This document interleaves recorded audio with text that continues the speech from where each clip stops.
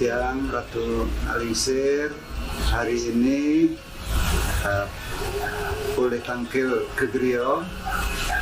Mudah-mudahan nanti mengganggu acara Ratu Alingsir. Terima kasih. Kami sangat senang kedatangan semeton tamu, karena dalam ajaran agama kita itu, agama Hindu, tamu itu memang adalah satu keberuntungan. Atiti Dewa Bawa, tamu itu seperti utusan atau perwujudan para dewa begitu. Jadi kami harus sangat senang lah kita didatangi oleh umat seperti itu. Inggih Ratu Alingsir titiang niki sareng tim Media 7 saking Denpasar hari ini bersama Jero Mangku Agus titiang Nyaman Irawan. Jadi sangat bahagia sekali pada sore hari ini boleh tampil ring Griyo Agung Taman Ganapati Muncang. Adalah sebuah kebahagiaan bagi kami dan tujuan titiang mereka tampil ring pada sore hari ini adalah untuk mendapat pencerahan khususnya untuk umat dan lebih khusus lagi kepada kami yang ada ring Satsanga WPA. Terima kasih. Memang kami juga sangat senang, sangat bahagia karena kewajiban kami sebagai pendeta selalu menyebarluaskan ajaran Dharma, kewajiban memberikan pencerahan, dan itulah kehidupan seorang pandita. Di dalam teks Bomakawya ada disebutkan jiwa-jiwa ning sang maha pandita maka patirta ning sarat. Kehidupan seorang pendeta adalah bagaimana menyejukkan, memberi kemakmuran, memberi kesejahteraan, memberi kedamaian, rasa nyaman, dan air suci kepada umat. Itu secara luas kalau kita terjemahkan mantra kekawin Bomakawya tadi itu. Jadi kehidupan seorang pendeta memang harus melayani. Dalam dunia modern milenial sekarang pelayanan sangat utama. Jadi sewanam parama dharma, pelayanan juga dharma yang tertinggi begitu. Silakan Pak Nyaman. Ini Ratu Alingsir maksud dan tujuan di tiang rawuh tampil ke Griyo niki sehubungan ring zaman milenial puniki tentunya banyak sekali terjadi perubahan-perubahan. Namun kami di tim Media 7 tetap ingin mendapatkan sesuatu yang lebih baik. Nah, di dalam hati kami di tim Media 7 sering berdiskusi bagaimana caranya kita di zaman milenial puniki yang serba cepat kita tetap menjadi umat Hindu yang baik. Nanti yang niatkan pencerahannya. Kata kuncinya bagaimana menjadi umat Hindu yang baik. Nah, ini memang ajaran agama memang mendidik, mewajibkan, membentuk, menjadikan sesuatu yang tidak baik menjadi baik. Kalau dibawa kepada wacana Swami Vivekananda itu ada 3 bentuk pemberian atau dana itu. Yang paling utama adalah Dharma Dana. Dharma Dana itu bagaimana memberikan sesuatu kepada seseorang, kepada umat, sehingga umat itu berubah menjadi penganut agama yang baik, mengikuti ajaran Dharma yang baik. Contoh misalnya ketika Ratnakara, seorang perampok, kemudian pada saat Sri Rama lahir, dia bertemu dengan Maharsi Narada. Terjadi dialog karena Maharsi Narada dirampok oleh Ratnakara ini. Demikian mau ngerampok, dilihat aja oleh dengan senyum manis dari Maharsi Narada, perampok ini sudah tidak bisa bergerak, kaku, lidahnya tidak bisa ngomong apa begitu. Sampai perampok ini mengatakan, maaf kalau orang lain saya rampok sudah lari terbirit-birit, tapi Anda saya rampok malah saya tak bisa bergerak gitu. Kamu tidak pernah mendengar Dharma. Apa itu Dharma? Kamu tidak pernah diajarkan oleh orang tuamu. Saya tidak punya orang tua saya adalah seorang pemburu, seorang perampok. Ya, hari ini Awatara Wisnu Rama turun ke dunia, sebut nama Rama. Maka kalau kamu tekun melakukan, kamu akan berubah menjadi orang baik. ternyata dengan diberikan mantra itu nama Rama Ratnakara yang maunya bergerak nggak bisa bergerak, langsung lidahnya mengucapkan. Karena seorang yang jahat menjadi baik, nyebut Rama malah marah, lama-lama bisa jadi Rama. Dan 3 tahun kemudian baru Maharsi Narada ingat dengan orang ini, dan ternyata orang ini dilumuri di tubuhnya oleh sarang semut, ya. Sarang semut dalam bahasa Sanskerta itu Walmika. Kemudian beliau memberikan nama, mulai sekarang kau bernama Walmiki. Jadi dibersihkan dengan kekuatan sakti powernya, jenjangnya berubahlah menjadi seorang pendeta yang jernih sekali wajahnya. Kemudian beliau mendapat penglihatan Brahma sehingga bisa menulis Kekawin Ramayana yang sangat terkenal itu. Itu Dharma Dana, pemberian yang utama. Yang kedua lebih rendah nilainya adalah Widya Dana, memberikan pengetahuan. Jadi kalau mengubah orang menjadi baik, sangat baik, kemudian memberikan pengetahuan kepada seorang sehingga menjadi berpengetahuan dan kemudian diarahkan menjadi baik, itu disebut Widya Dana. Yang paling rendah Arta Dana. Arta Dana itu memberikan uang, memberikan arte brana, tetapi tidak mengubah perilaku. Ini yang sebenarnya tantangan buat kita. Jadi zaman milenial ini orang pada sibuk mencari berbagai kepuasan hidup, mencari kesenangan, tapi bagaimana mereka harus hidup dengan senantiasa berpegang kepada ajaran agama, ya. Kalau Swami Vivekananda mengatakan, your hand on work but your heart on God. Tangan menghadapi pekerjaan, tapi hati hendaknya selalu menghadap Tuhan. Jadi ini yang kita pesankan kepada umat kita, kepada generasi muda terutama, bekerja sebagai apa saja. Bahkan kita bangga umat Hindu, khususnya dari Bali, sudah bisa sekolah, dapat beasiswa di luar negeri, di Oxford, di Cambridge, di Sorbonne dan sebagainya. Jadi orang-orang yang sangat berpendidikan, tapi tentu pesannya dengan pendidikan yang tinggi, tentunya menjadi orang yang berguna dan menjadi pengikut agama yang baik, pemeluk agama yang baik. Jadi intinya untuk menjadi umat Hindu yang baik, sebenarnya pertama dipahami apa itu agama Hindu. Ini Pak Nyoman. Jadi agama Hindu dalam bahasa Sanskerta luas, artinya itu Dharma. Dharma itu lebih luas daripada agama sebenarnya dalam pengertian definisi keilmuan sekarang. Agama mencakup berbagai aspek hidup, tapi Dharma mencakup berbagai aspek hidup di luar batasan agama, malah sampai ke sana. Jadi kita lontar di Bali yang merupakan warisan leluhur kita, yang rupanya dibawa pada zaman Dharma Udayana Warmadewa dengan istrinya Gunapriya Dharmapatni ini. Banyak lontar Jawa kuno dibawa dari Jawa. Kemudian salah satu di antaranya adalah Waraspati Tattva, ya. Waraspati Tattva ini mengutip syair atau sloka Sanskerta yang menjelaskan tentang perwujudan atau pengamalan ajaran Dharma atau agama itu. Silam, Yajna, Tapu, Dana, Prawarjya, Yogas, Dharmasya, Yogasena. Saya ulangi, Sila, Yajna, Tapu, Dana, Prawarjya, Diksa, Yogas, Japi, Sama, Sena, Dharmasya, Eko, Winirnaya. Nah, ini saya salah tadi. Jadi yang disebut dengan Dharma dijelaskan dalam bahasa Jawa kuno. Pertama sila narania ngeraksa acara rahayu. Jadi orang yang beragama harus berbuat baik, itu yang pertama intinya.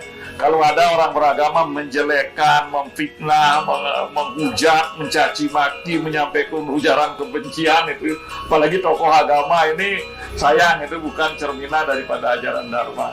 Karena susila, sila artinya perbuatan baik, su sangat baik tentunya, makanya minuman yang baik untuk bayi, untuk anak susu itu sangat baik, super baik gitu. Kalau asu kebalikan begitu. Jadi yang kedua setelah sila, yajna. Yajna artinya kalau dalam teks itu menghanakan homo, melakukan upacara. Kalau di India pengertian yajna itu pasti agnihotra atau homa yajna itu. Tapi di Bali pengertian yajna sudah luas menjadi panca yajna. Di India juga disebut panca maha yajna, jadi upacara sejak lahir bayi dalam kandungan, bahkan sejak perkawinan sampai mati. Itu di India ada 16 jenis, di Bali tidak selengkap di India. Ada garbhadana ketika bayi dalam kandungan dan sebagainya, itu semua adalah menyangkut yadnya. Jadi yadnya itu tidak besarnya dipandang, tapi kualitasnya, ketulusannya kuncinya itu ya. Ada di dalam Slokantara dinyatakan kadang-kadang lalang saukir ginesengan deneng api sakunang, seperti gunung lalang terbakar oleh api yang kecil. Kalau itu yadnya itu tidak tulus, tidak ada artinya, terbakar habis. Tapi walaupun itu kecil tapi tulus, itu akan besar, itu dinyatakan. Seperti contoh biji beringin dinyatakan dalam Slokantara. Jadi ini yang kedua, sila yadnya.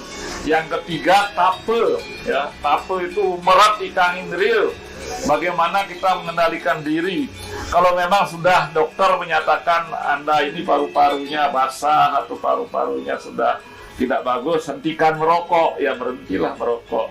Jangan lagi karena tidak merokok, lebih baik saya pilih mati, ya akhirnya mati begitu. Jadi ini mengendalikan indria, dan termasuk anak-anak kita, generasi muda kita, mudah-mudahan kalau bisa anak-anak kita, keluarga kita dijauhkan dari narkoba, morfin dan sebagainya yang menyebabkan kehancuran diri kita. Itu kalau humerat ikan indrio mampu, gampang apa saja, makan sederhana bisa, makan yang baik, banyak, mewah, bagus, yang sangat sederhana pun bisa hidup ya. Jadi memang agama mengajarkan kesederhanaan, sebenarnya dhamma itu sederhana itu.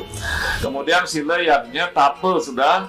Dana, tadi sudah saya singgung, dana itu pemberian yang utama, dharma dana, yang kedua widya dana, yang ketiga arta dana. Sila yadnya tape dana prawarjia. Prawarjia ini mengembara mencari ilmu pengetahuan. Jadi sebagai apa saja. Jadi ketika saya sekolah ke India dulu, seorang tokoh Hindu dari Gandhi Ashram, Ibu Gedong almarhum, beliau menyampaikan kepada saya, jangankan kamu belajar ke India, Tirta Yatra saja, melancong saja, banyak pelajaran yang didapat. Nah itu apa maksudnya? Banyak hal yang kita peroleh dari berangkat, apalagi sengaja sekolah, tidak dengan Tirta Yatra, dengan jalan-jalan kemana saja kita dapat. Kemudian sila yadnya tape dana prawarjia itu yang sila yadnya 2, 3 tape, sila yadnya tape dana 4, 5 prawarjia. Kemudian yang ke-6 diksa. Nah ini diksa ini kalau bisa setiap orang menyucikan diri ya. Yang paling sederhana ya menjadi pemangku itu mewintan. Nah, wintan dari kata intan itu supaya cemerlang, jernih begitu ya. Kemudian yang kalau bisa mempodale, medikse, lahir 2 kali. Nah ini idealnya begitu. Kalau tidak, pada waktu kita hidup melakukan dikse, pada waktu meninggal. Jadi waktu meninggal itu ada upacara samskara, di Bali disebut ngaskara. Itu mewintan, mendikse sebenarnya, karena pendeta ketika menyampaikan apa sekah atau simbol orang meninggal itu diberitahu, wahai sang roh, sekarang Anda disucikan dengan diksa ini, Anda berhenti memakai nama dulu. Nanti kita sangat berhenti ngarani kadinguni, mangke sang niranjana arantu. Wahai roh, berhenti namamu yang dulu. Sekarang sang niranjana nama Anda, orang yang tidak bernoda. Itu kalau laki-laki. Kalau perempuan niranjana. Jadi niranjani. Ya, kalau anjana laki, niranjani perempuan. Dan yang ketujuh dari perbuatan dharma itu adalah yoga. Nah yoga jangan diartikan harus pergi ke tengah hutan, bertapa dan sebagainya. Yoga itu pikiran kita selalu berbakti, selalu ingat kepada Tuhan, itu sudah salah satu bentuk yoga. Makanya tadi saya katakan your hand on work, your heart on God.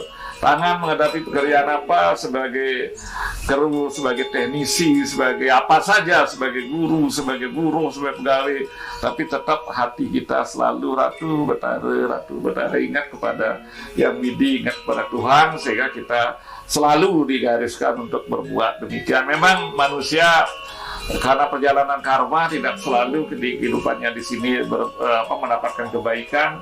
Banyak halangan karena jalinan karma di masa lalu yang berkelanjutan sampai sekarang. Jadi pertanyaannya lebih lanjut, bagaimana menjadi umat Hindu yang baik di zaman milenial ini? Ya, pertama kita harus mengikuti, kalau garis parisade dulu ada dua yang disebut dengan dharma agama dan dharma negara. Jadi ibarat sekeping mata uang, satu sisi adalah dharma agama, bagaimana menjadi umat Hindu yang baik, satu sisi menjadi dharma negara, bagaimana menjadi warga negara yang baik. Dua, menjadi umat yang baik tapi bertentangan dengan menjadi warga negara tidak baik itu, karena warga negara itu kewajiban, dan Hindu juga mengajarkan bakti kepada guru namanya.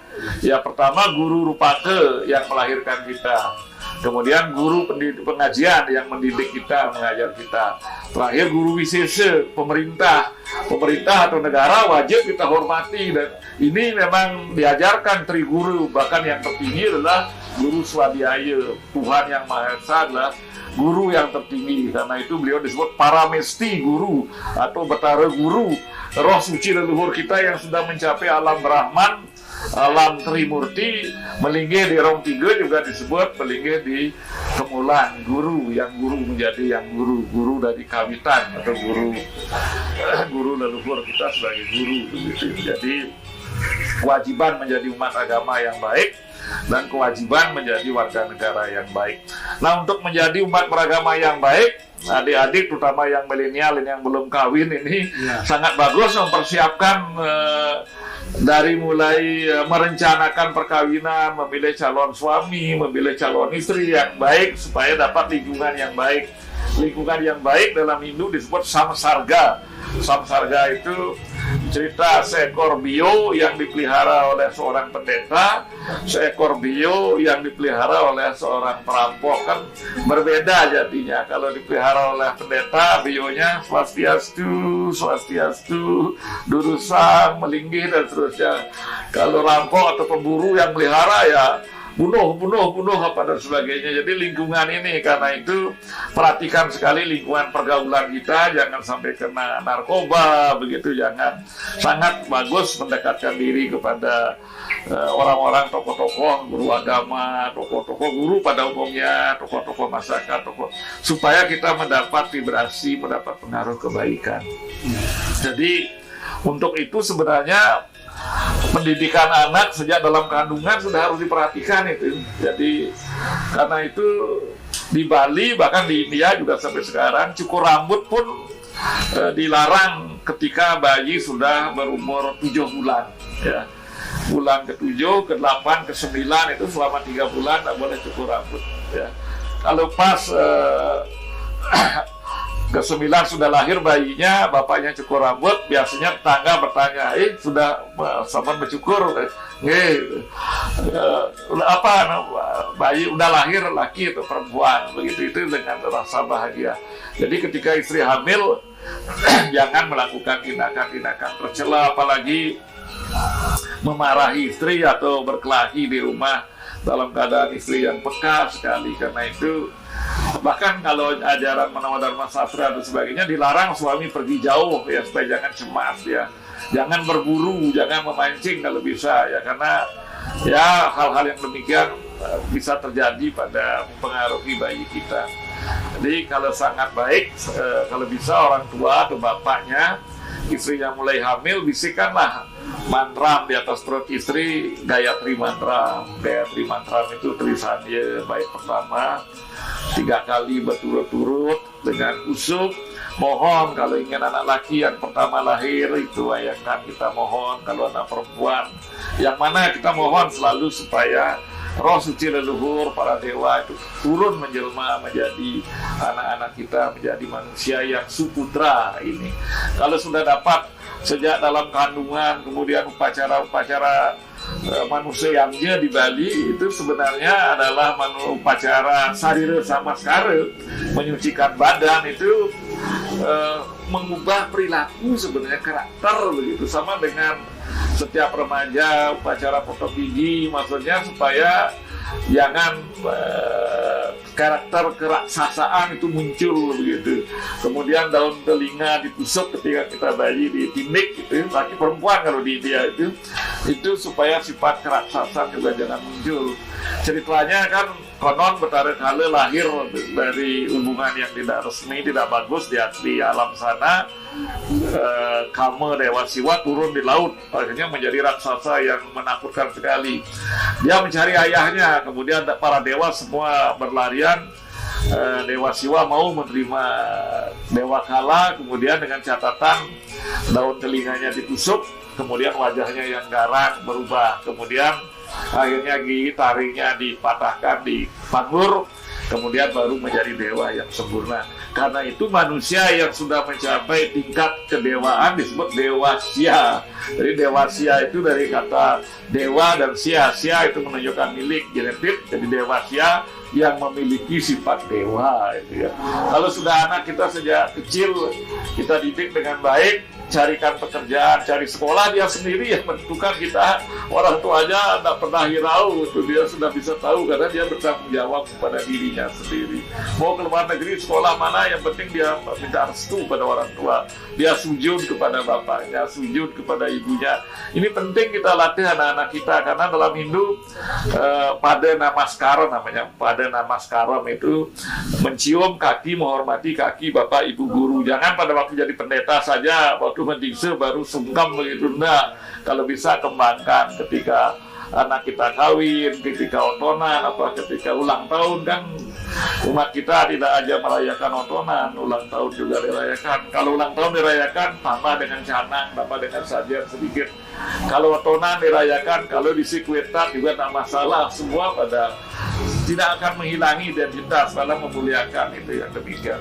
Jadi kalau sudah pendidikan anak bagus, tidak masalah. Jadi manusia individu milenial itu menjadi anak-anak yang sejahtera.